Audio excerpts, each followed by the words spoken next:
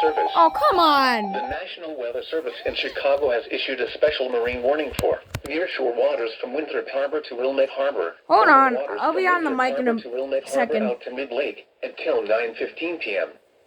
At Turn this 6:22 up. p.m., severe thunderstorms were located along a line extending from 10 nautical miles northeast of North Point Why did LP. they issue one?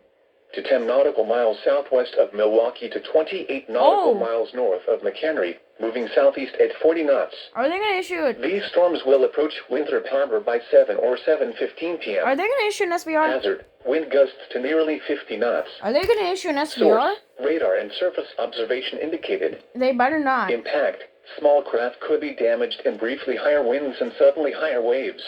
Yo. Locations impacted include Winthrop Harbor and Waukegan Harbor. Okay, maybe.